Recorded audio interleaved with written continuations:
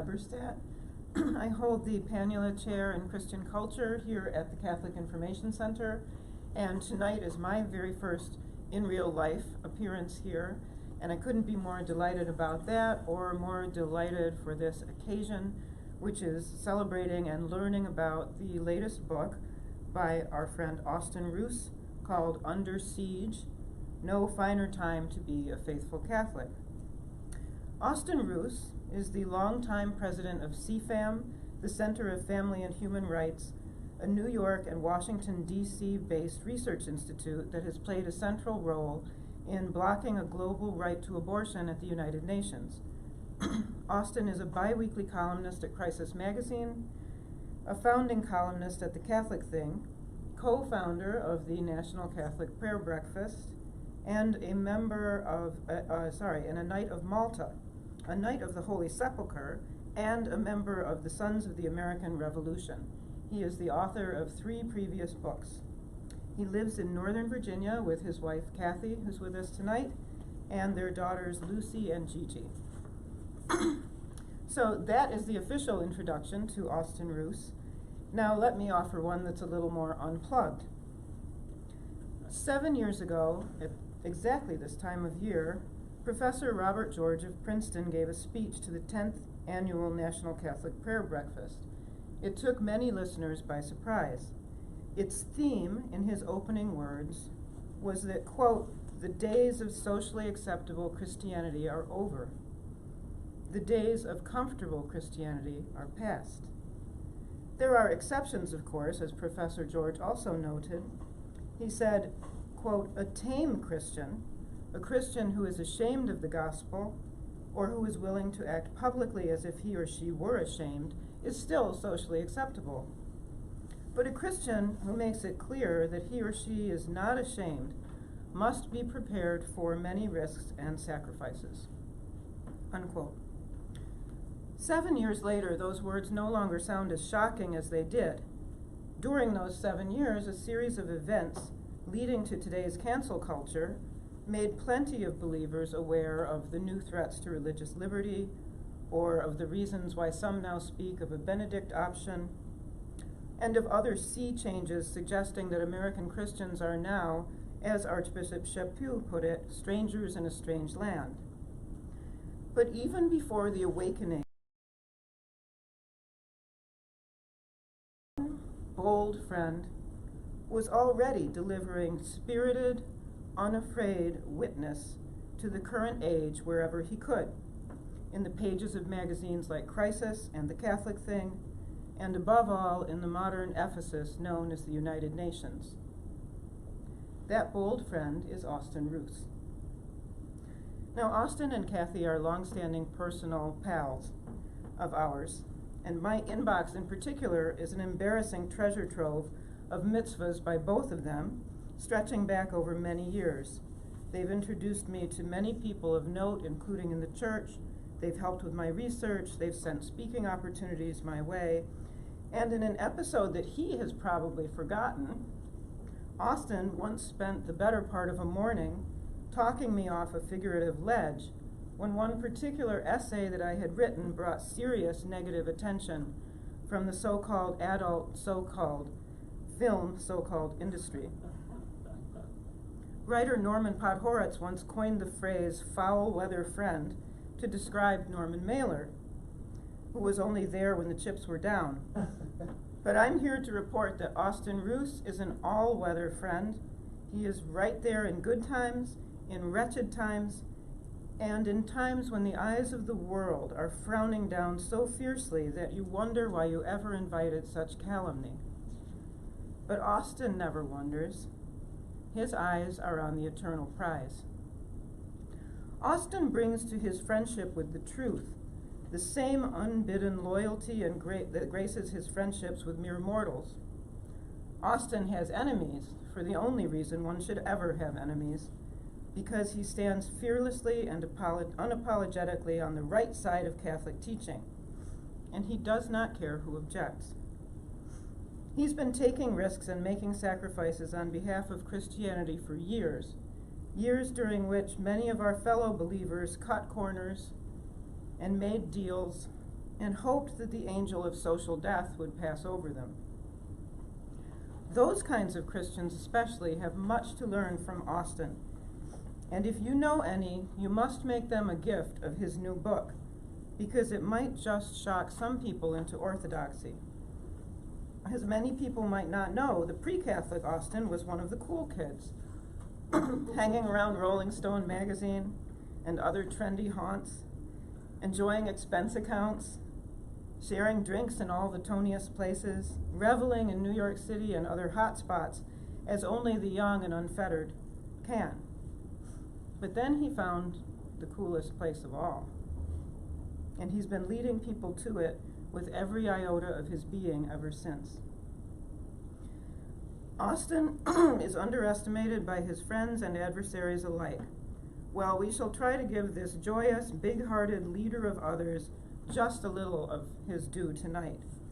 Before he takes the floor, I want to mention one more fact that many people don't seem to know or don't give credit for. That fact impressed itself on this reader the first time I happened across one of Austin's columns. He is a superb writer. His prose is luminous. It has the clarity and purpose that more ambivalent stylists can only envy. Now Austin has put this and his other prodigious gifts at the feet of the capital C cause, and all of us should applaud him for it. Buy his book tonight, think of buying it for a friend tomorrow, and hope that its jubilant message of redemption sails out for the bobbing souls of our turbulent world to see. Friend Austin, thank you for writing this, and the stage is now all yours.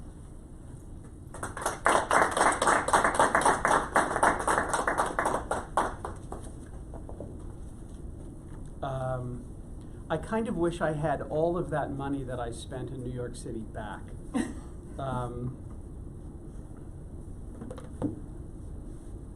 Thank you for that. Mary is an old friend and a prodigious liar. And I'm really moved by what you said. You know, I do absolutely 100% believe in standing by our friends who are under attack. And I have really tried to do that for the longest time, and it's gotten me into trouble. But I don't mind. I don't mind at all. For those of you who are joining online, you should understand that this is for COVID days, it's a packed house. This downtown Washington, D.C. is kind of a ghost town. And the CIC is right here in the middle of it. You know, I am a convert to the faith and also a revert. Now, how does that happen? Well, it's because my joke is that I wanted to be in the house, but I wasn't entirely ready to clean up my room. And so I lived a little bit away from the church from 1985 to 1993. And during all that time, God put on me this desire to, and you'll laugh, to be a Trappist. And so I actually applied to the Trappists, and I spent long retreats at the Trappists. And all I did at the Trappists was bounce off the walls and think about girls. Now, I understand that this is not uncommon even among religious congregations, but it was very clear that the Trappists weren't for me. And on my last retreat, I left early, rented a car at the Louisville airport. It was the Abbey of Gethsemane, and I drove not home to New York City, but here to Washington, D.C., because I had it in my mind that I was going to find my wife here. And I mean literally here at the CIC, because I used to go to daily mass here way back in the day, and there were always long lines of very eligible women receiving communion. So I thought that I would come back here and find my wife, but I didn't find my wife at the CIC. I met her, Kathy, a couple of blocks away at a pro-life meeting. But all those years I have been going to the CIC, and I have found remarkable succor for my faith here. You all may remember Father C. John McCloskey. Pray for him. He needs our prayers right now. And then Father Bill Stetson, and then Father Arnie Panula. And my daughters to this day go to confession with Father Charles at Oakcrest, a couple of miles up the road. So this is just a remarkable place.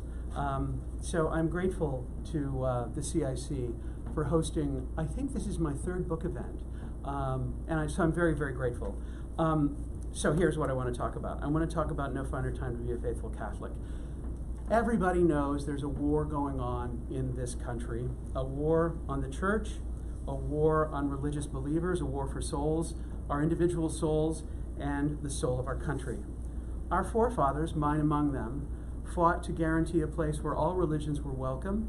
They fought so that all were free to worship in their own way, and all were free to live their faith both privately and in the public square.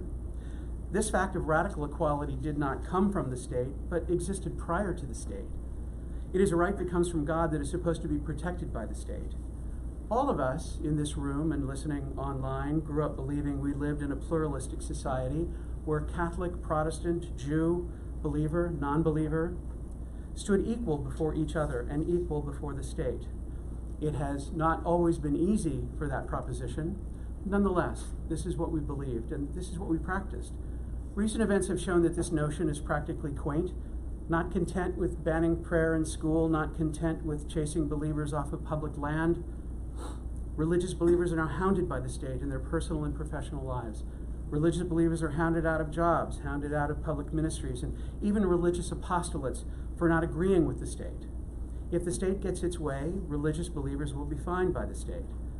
We may no longer live in a pluralistic society because now it seems we live under an official state religion.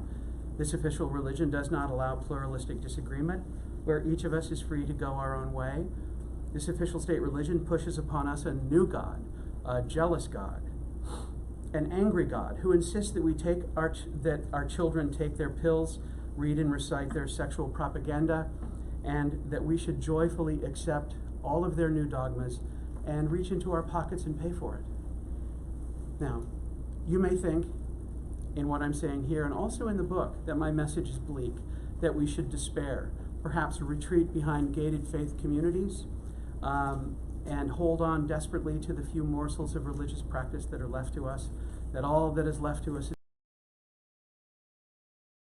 message today or in the book.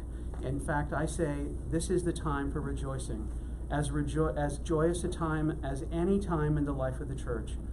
I say, how blessed are we to be here right now when everything seems so lost?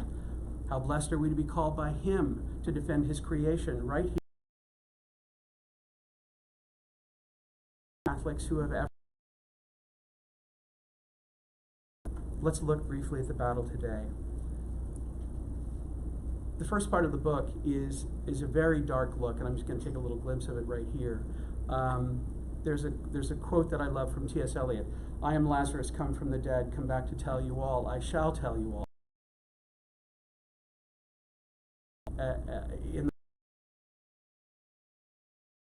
I look at things that most people don't want to look at, and then I come and tell you guys. So let's look at the battle today. I examine these issues in much greater detail in the book, but we'll take a glimpse. Note that all of these issues I will cite are pointed directly at two institutions our opponents on the left want to destroy: the church and the family. Abortion still takes 1.2 million children a year.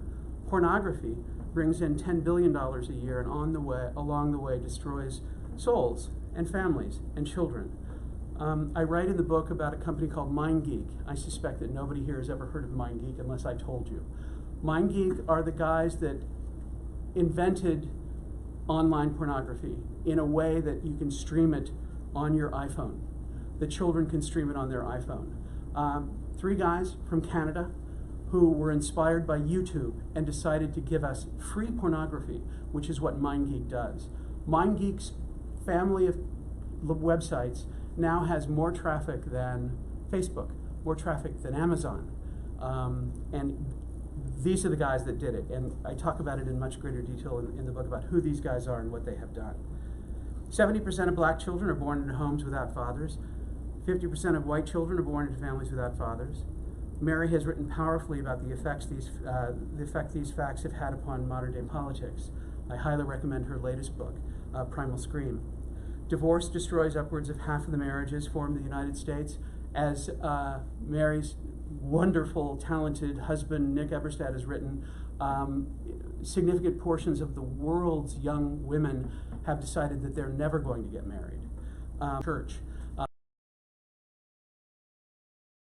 That we no longer live in pluralism. That starting with the Supreme Court decision on school prayer in 1962, and then proceeding from there. See, in 1962 in the school prayer decision, they not only outlawed school prayer, and it was an anodyne prayer, you know, God Almighty, please bring blessings upon this land, our teachers and our parents. And it was written by a committee of Protestant ministers, Catholic priests, and Jewish rabbis. 13 judges upheld school prayer before it got to the Supreme Court. Then the Supreme Court overturned it. The key point about the school prayer decisions was less about school prayer and the fact that the Supreme Court determined in that case that the object and purpose of government has to be secular.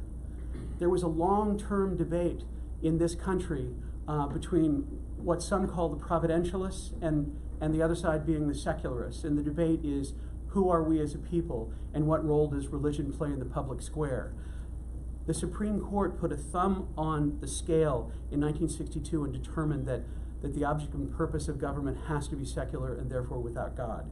And following from that is Griswold and Eisenstadt on contraception. Following from that was the Fannie Hill decision, which opened the doors to obscenity.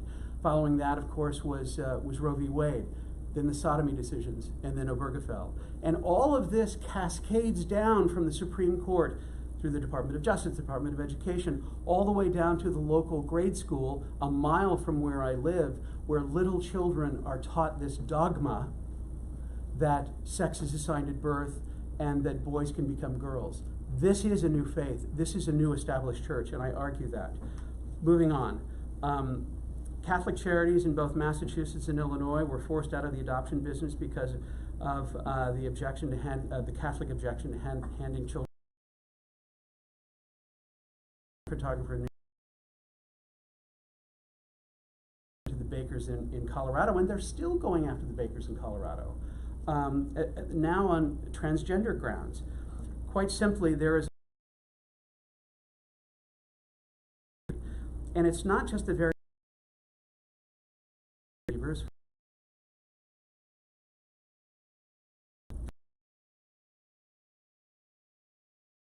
but the under President Obama, and it is being revived under President Biden. Let me give you a few cases. Many people don't know how long ago this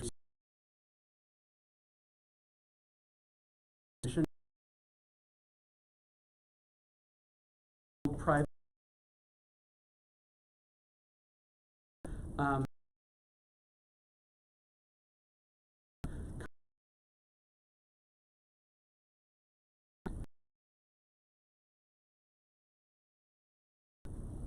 Belmont Ivy College are either state action, one of the 50 states, or federal action against a single person or a single institution. But something exponentially different happened during the Obama administration, something that upends our basic understanding of religious liberty, but also something that upends our understanding of the state and its relationship to civil society, which is us. It is now largely forgotten that under Obama, the federal government determined that it alone had the power to decide what is a religious institution. Consider that. The federal government took upon itself to determine what was a religious institution and a religious activity. Moreover, those who oppose these governmentally approved definitions and activities face severe fines, sometimes running into the millions of dollars. As is well known, the federal government ordered all employers who provide health insurance and all health insurance plans to provide coverage for free contraceptives and drugs that kill unborn babies. The political leftists allowed for religious exemptions, which is all well and good. But then the federal government alone decided that it had the power to determine what qualified as a religious institution. Their definition includes only actual churches or those non-church institutions that hire only their co-religionists and only minister to their own co-religionists. What this means in plain language is that a hospital that is managed, that is administered by the Catholic Church, that hires patients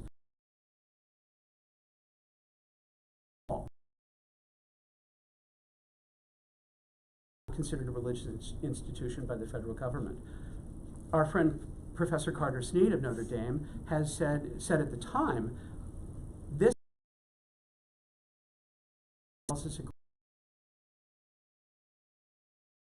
religious practice. Notice, and this is him, notice how private this conception is. It is limited to sectarian activities that involve only co-religionists. There is no space in it for living the fully integrated lives with faith permeating every aspect of human activity. Snead went on.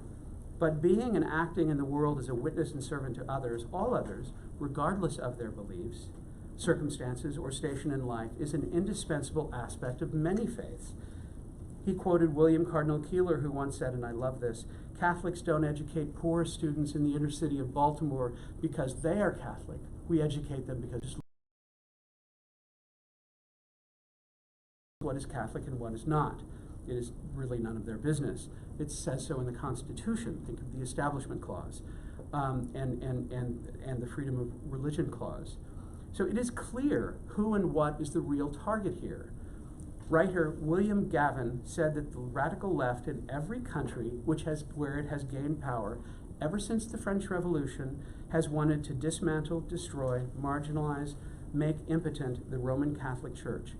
And make no mistake, most, if not all, of this deadly aggression is aimed at Holy Mother Church. The Church is the only institution that has stood solidly foursquare against the agenda of the sexual left. The Church has never wavered, not even once, on abortion. The Church has never wavered, not even once, on marriage and the family. The Church, while not seeking to impose this on any man, has provided a prophetic witness to the dangers inherent in contraception. And the Church is the world's leader in proclaiming and defending freedom of religion. So you see, we fight for the soul of our country. We fight also for the body of Christ. Arrayed against us are the great powers of our time. And this is kind of cool. The federal government and all its terrible might. The major news media that will spend thousands of hours and millions of dollars to convince everyone that the Church is merely against sexual pleasure. Arrayed against us are rich men and rich women, rich foundations, the entertainment industry, and powerful non-governmental organizations. There are many horrific challenges in the current crisis. We are relatively few in number, and our opponents are vast and rich and powerful. But there is also good news too, and this is what the subtitle is about. We are under siege, and we've got them right where we want them. You know, there's never been a finer time to be a faithful Catholic. Our faith promises that God can bring good out of any evil. And so we rightly ask, what possible good can God bring out of the long-standing attacks on the unborn child and the family and marriage? What possible good can God bring out of the current governmentally initiated attacks on freedom of religion? Well, for one, the great coming together of his children. What we have seen in the past quarter century is something I don't believe we've seen since the great rupture of Christendom, the great splitting of Christian faithful during the Protestant Reformation. If God could feel pain, the pain of that split may be the greatest of all, because he wants all of his children to be one. And what have we seen over the past quarter century is the great coming together of his Christian children. Catholics and evangelicals are largely putting aside their theological and ecclesiological differences in ways that we have never seen.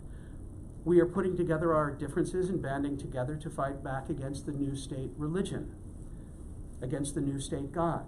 We are working together to protect the unborn child, to protect marriage and family, and indeed to protect the right each of us has to practice our faith in our own way.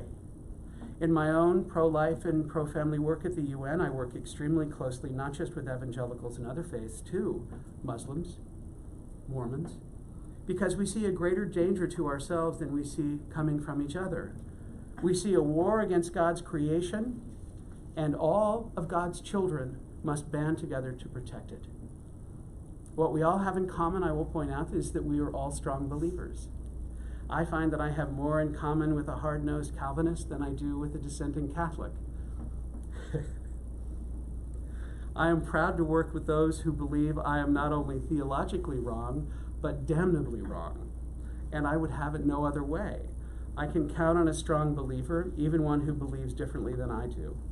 Make no mistake that God wants abortion to end. He wants the slaughter of innocents to end. He wants marriage restored in the way that He made it. He wants all of us to be able to discover Him and proclaim Him free from the interference and coercion by the state. But what He wants even more than all of these things is for His children to be one and eventually with Him in heaven. This is not a call to indifferentism. I am a faithful Catholic and believe the church is not just the one true church, but in the words of comedian Ruse, the church. I am not afraid to say that to my brothers from other faiths in this fight. In fact, I once told a room full of senior Muslim diplomats at the UN that God wants all of them to become Catholic. They sat there and they grinned ear to ear. They believe in strong faith too. So my call is not to put aside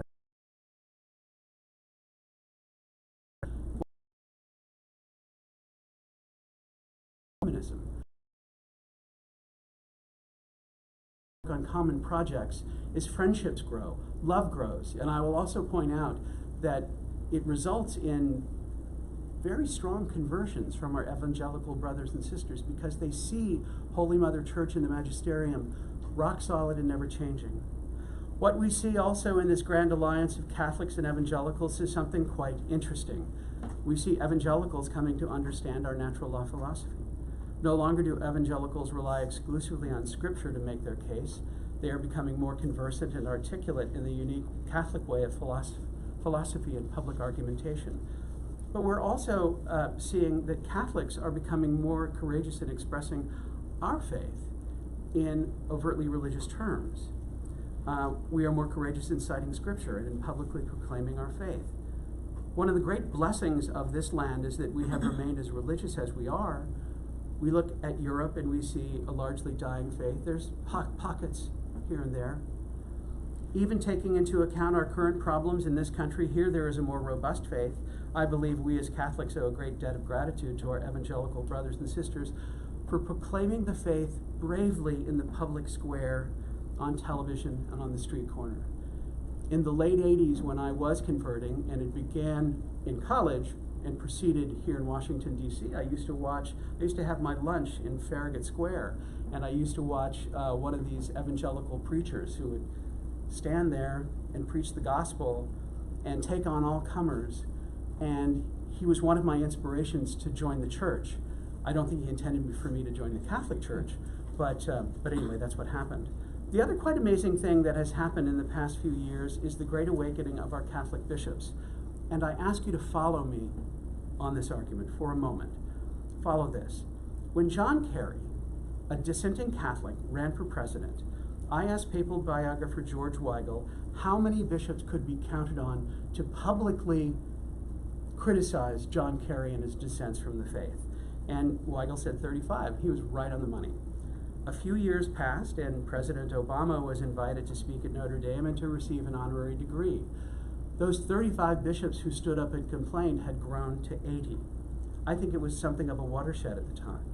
And then came the great attack on our religious freedom, and an issue in this case that touches upon the great third rail of Catholic teaching, which is contraception, the Obamacare decision. And guess what? Every single bishop who leads a diocese in the United States condemned it, and then some. More than 200 bishops in all condemned the contraceptive mandate. This is unprecedented in our times. Many vowed to go to jail rather than comply. I kind of wish a few of them had gone to jail. I made this remark. I also think I wish the Little Sisters of the Poor would go to jail. I said this in a talk in Lincoln, Nebraska many years ago, and don't you know, afterwards, up comes a bunch of Little Sisters of the Poor, and they said they appreciate the prison system. As William Gavin writes, who, after all, who would have believed the Catholic bishops, old celibate men, their authority weakened by the manner of the media, not listening to church teaching on contraception, who would imagine these people in the United States? And they did. It was not supposed to be this way. The bishops were supposed to be cowed into silence, hoping that one day their moral authority would be restored, and it hasn't turned out that way.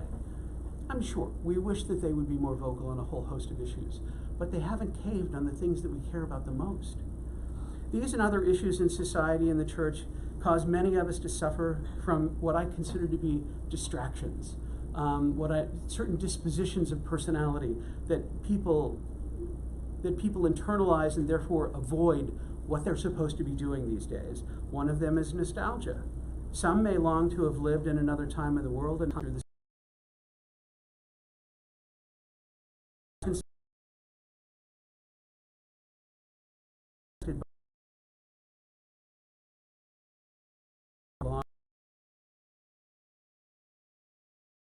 They weren't our times. They're not our times.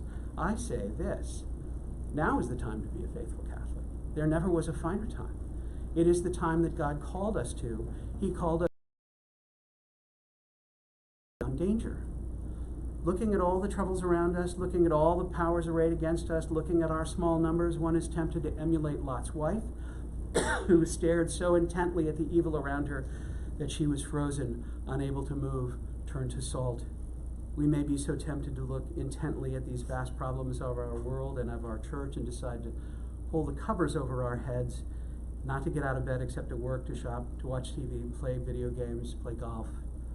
I look at all of this and I say, never has there been a finer time to be a faithful Catholic. Why? Because all of us are so very needed. We cannot spare even a single one of us, and therefore what a blessing it is for us to be here now. It is not in spite of the manifold and manifest problems of society and the church that makes this the finest time to be a faithful Catholic, but precisely because of them. God the Father called us here now when he knew the societal collapse would come.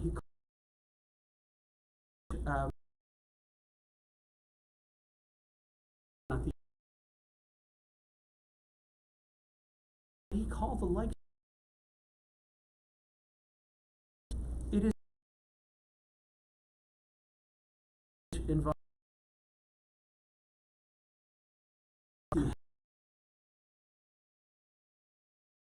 to do is reach out. Pastor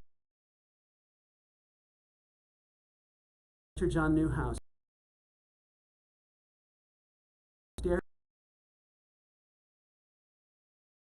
and in Mass saying your way.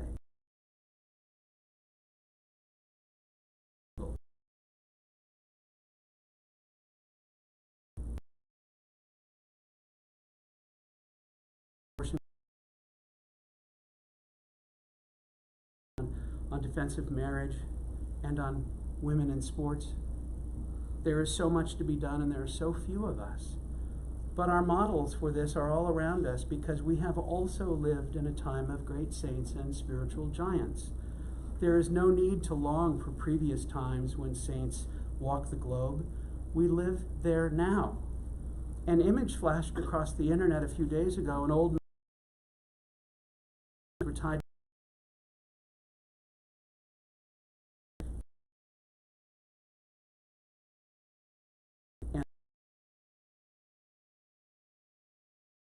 in orange,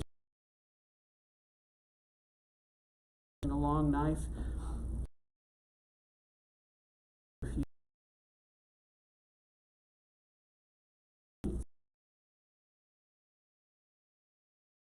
In the time of Mother Teresa, Jose Maria Escriva, Gianna Molla. We have lived in the time of Venerable Montserrat Gracias, a teenager who gave all for Christ. We have lived in the time of Blessed Pier Giorgio Frassati. We have lived in the time of those I call the littlest suffering souls. I wrote a book about them, 3 children who suffered greatly, died young, and brought many people to the faith. We lived when they lived. We lived in the time of John Paul the Great. We have lived among great saints. And we have lived in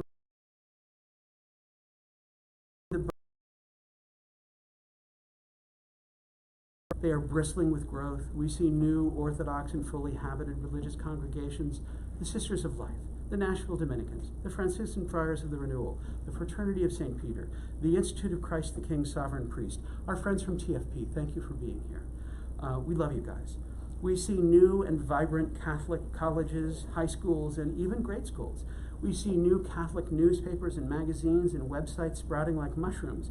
We see Catholic and Christian publishing houses like Ignatius, Tan, Sophia, St. Benedict, Angelico, to name just a few.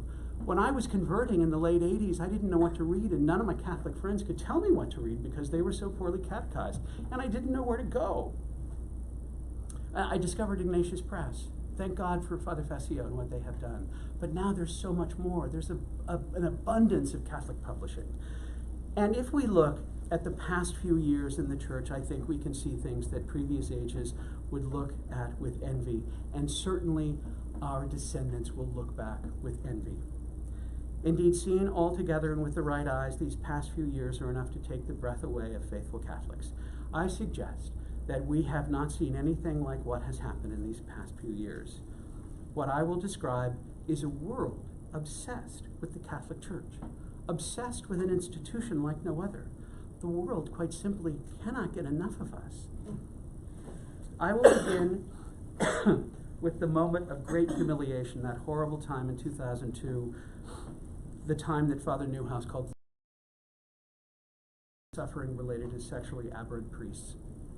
They use it against us still. But wasn't it good to get it out in the open? Nonetheless, I don't want to dwell on that. We must know that Satan specifically targeted the church for this humiliation. He sent wicked men to invade our priesthood because he knows his great enemy is Holy Mother Church. And though we know other societal institutions experience the same thing, we know the church is highlighted because she is Satan's great enemy. But we also know that young men would rush in to defend their mother, the church. Indeed, in 2002, Father Groeschel told me that young men, good solid young men, would answer that call, and we know that they are, and that we know that they continue to do so. There's an image from a few years ago in Washington, D.C. There was a high-rise fire down near the Marine barracks, the headquarters of the Marines, and a home for the elderly located near there was on fire. And there was this photograph of three, somebody, you know what? It's pollen season.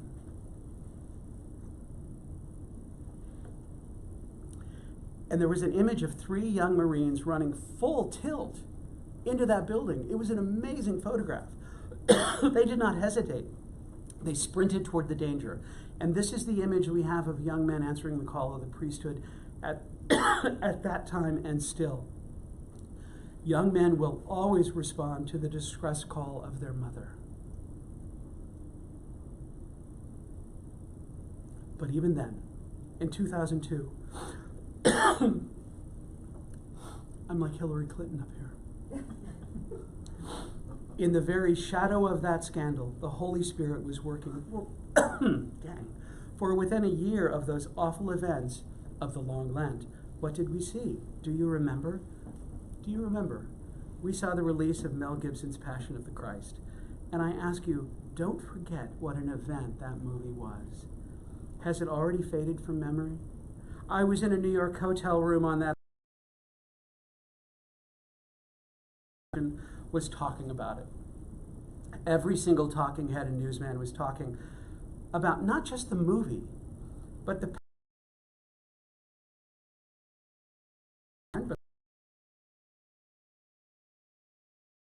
of the cross, Mary,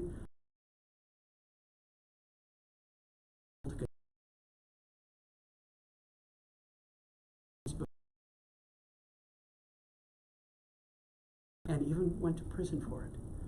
But that's not all, for within only a few months of that powerful movie came the most unlikely event, the presidential election, where John Kerry ran for the highest and even. But more than that, we witnessed a national debate about what? the proper reception of the Holy Eucharist. Do you remember that? I urge you not to forget it. The Holy Eucharist was at the center of our national debate. No matter where one stood on pro-choice politicians taking communion, the debate was edifying because it brought the meaning of the Eucharist before a national and even a global audience, and I don't think we've ever seen anything quite like that before. But then almost before we could catch our breath, what did we see? We saw, I'm telling you, this was right after that, we saw the final suffering and death of our beloved John Paul the Great. Consider that all of these events were compressed into a few years. Do you remember when the whole world gathered under his window at the Gemelli Hospital, and then the whole world followed him back in the ambulance to St. Peter's Square, and then the whole world waited with him under his window prayerfully as he showed us how to suffer and then how to die? We watched silently by television and radio all over the world for the final word. I was on retreat in rural Virginia, and we were gathered around my car with the doors open, listening to the radio for the final word. And when the time came, people of all faiths raised their voices in praise and prayer for this good and great man. This filed through St. Peter's Square to view his body. Hundreds of thousands dropped whatever they were doing and went to Rome with no place to sleep and no plan except to thank our Holy Father. Hundreds of millions watched this remarkable event on television. The whole world watched. And then the whole world stayed around to see who the next pope would be. Part of the legacy of John Paul the Great was that he was not just the pope of our church, but he was the pope of the world.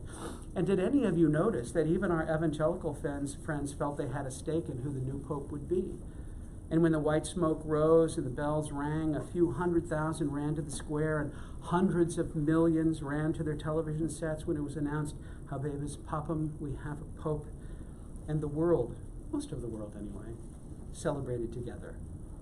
And within a few years of that blessed event, we had a national debate over healthcare, and what did we see? We saw the church's teaching on abortion in the very middle of that debate. We saw the church stand toe-to-toe with the powers of the earth and demand that abortion not be a part of that bill. The entire bill was held up because of these concerns of the church. And almost before we knew it, Benedict resigned, and the news shook not just our Catholic world, but the world over. And this was followed by the election of a new pope, whose every utterance on a plane lands on the front page of every newspaper around the globe. I was at the meeting of the Synod on the Family now several years ago, which, you know, these events are generally very boring, and this one was covered on the front page of every newspaper in the world because they thought the Catholic Church would change its teaching on homosexuality. And then there was a global debate about a rather long and not terribly exciting papal document. The whole world watches us. The world simply cannot get enough of us. And now we see a renewed battle that once more pits sexually aberrant priests who have come to poison our church, and sorry to say, cowardly and even some complicit bishops, and we see the world licking its chops, hungrily waiting to suck the bones of Holy Mother Church. As awful as this is, do you see what's going on? The world would not stand and gaze so intently on the victories and defeats, and especially the humiliations of any other institution except that which was divinely created. And so I ask you, in the history of the world, have we ever seen a time like this when the whole world watched so intently and for so long Holy Mother Church? We are living through one of the most remarkable epochs that the Church has ever seen, and I implore you not to miss it. Finally, consider that he sent us here right now. At the time that they were called, the apostles weren't the best of their age, and neither are we. I don't know if anybody here went to Harvard, and none of us work for Google, but God knew that, and he sent us here right now anyway to defend his church from within and without. My little joke is that he sent the likes of us so he could get all the credit, and I'm fine with that. He sent us here to remake society over against the onslaught of the new Google barbarians, and so we must remember who we are and be comforted. Arnold Toynbee wrote many years ago that we had come to the very end of the spiritual capital built up through what was known as Christendom. He said we awaited an age yet to be born.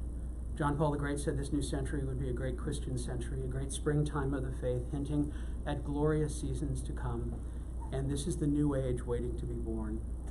Now, none of us will live long.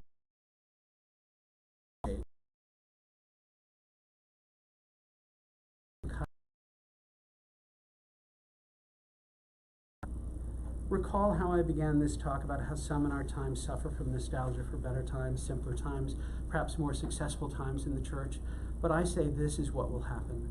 When Catholics in future ages look back upon this age, they will look back with great envy. We need not be envious for times past in the church, for our descendants will long to have been here with us right here and right now in these difficult times, in these small rooms, when troubles close in all around us, when there were so few of us to fight back, times of great danger and great fermentations of the faith, times of great saints and spiritual giants, times where each faithful Catholic, each one of us is so badly needed. I say there is no finer time to be a faithful Catholic than right now. Thank you all.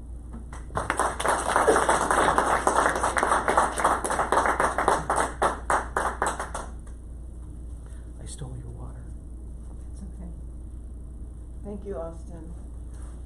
I'm afraid we won't have time for audience questions, and I ate up all the time? Everyone was as mesmerized as I. Well, I helped you eat up the time. And also anyone longing for an earlier age, listening to Austin cough and me cough can just pretend that you're right back in the Middle Ages. I hope you feel at home. I wanted to tell a quick story that was brought to mind by what you were saying. And it's about what happened after a talk I gave once at a campus. And a young woman came up.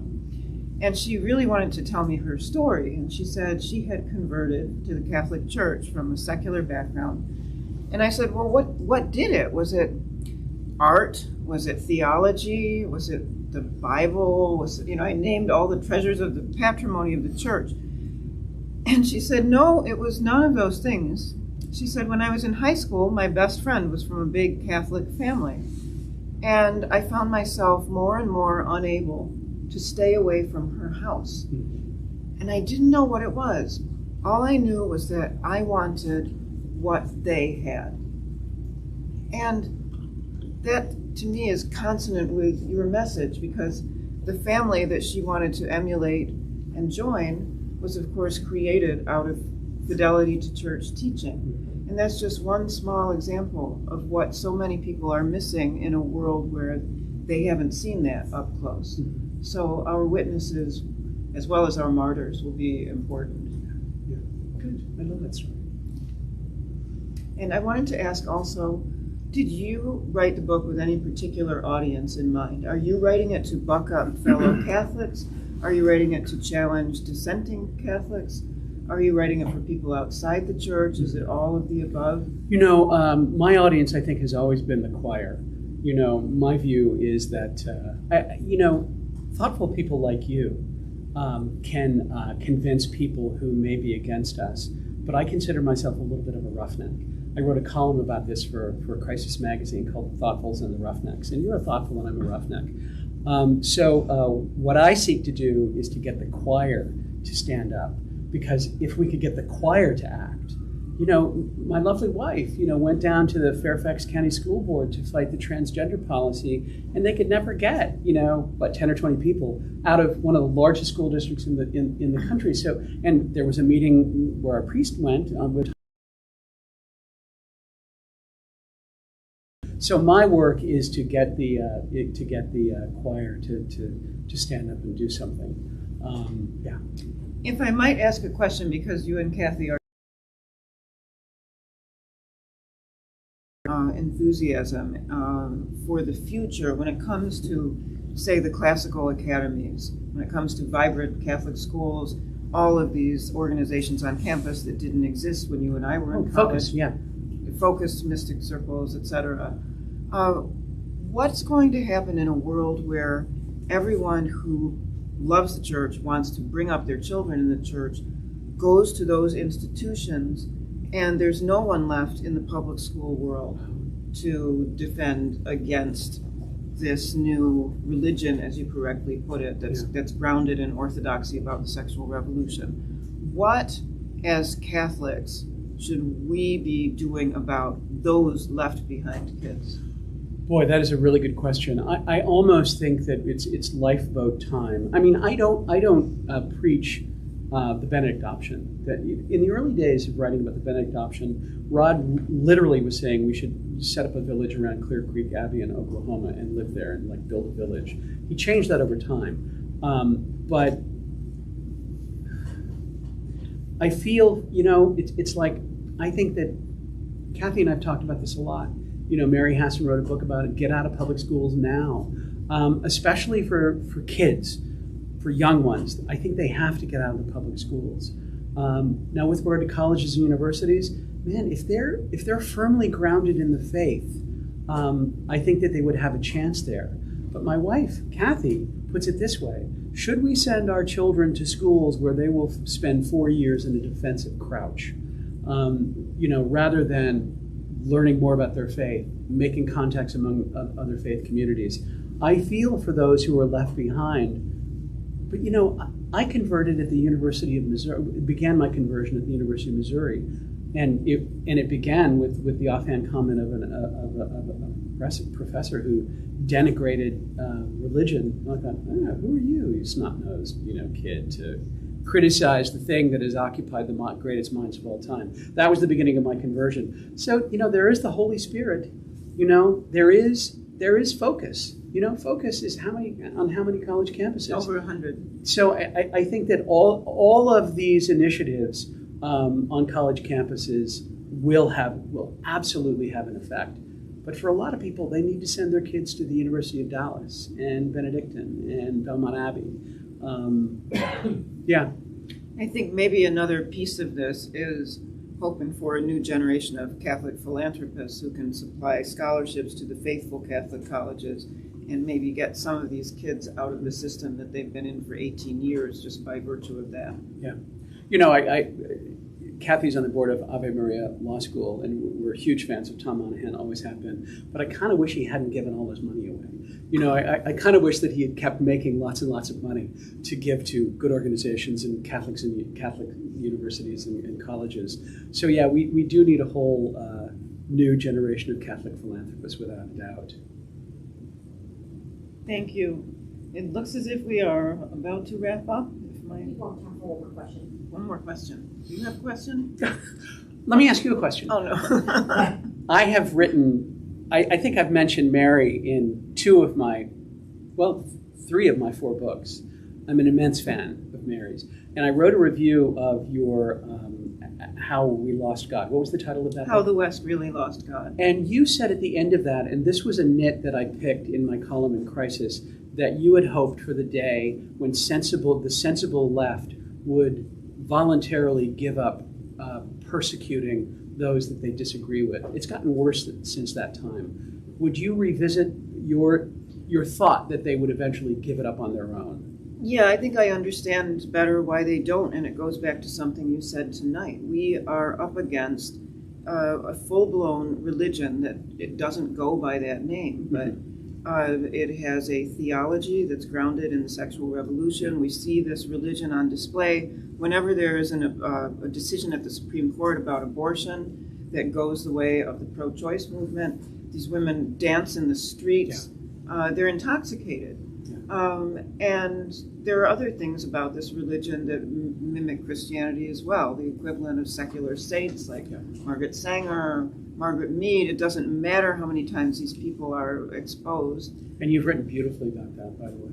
So I think, for Catholics and other serious Christians, just understanding the nature of what we're up against is important. Yeah. Understanding that the loyalty people feel toward that religion is like the loyalty that traditional believers feel toward theirs, and that's why there's no compromise. Which is why they get so angry when you disagree. It's like in the Middle Ages, questioning transubstantiation or something. It really sets people on fire in a very emotional way. I tried very hard to name this new established church, and in writing about my book, he said it's a combination of paganism, sexual polyversity, and scientism. If you can come up with a name out of those 3 things, but I think he absolutely nailed it. in those three aspects of this new established church. Yeah. And again, it's important to understand that what we're up against is not just seaweed. It's not stuff that's free floating out there. This is a creation. This is an institution. People are born theotropic. They want to believe in something. They're either going to be on this side or that side. And that's one message that I hope people who are not as exposed to these arguments as we are will take home from your new book. You know, one of the remarkable pieces of information that I came across in researching the book came from our friend Chad Pecknold, who pointed out that Alexis de Tocqueville, in his book about democracy, pointed out that Americans will eventually have to decide between paganism and Catholicism. How freaky is that? Way back then, he saw, and so much of these new faiths are paganism. They believe in energy. I write a lot about this in the book. They believe that there's energy all around us, and that when we die, we return to energy. We come from energy, we go to energy, and that they think that God is in the trees and the flowers and things like that. It's quite remarkable how passionate they are about this new faith. Well, thank you, Austin, and thank you, everyone, for on the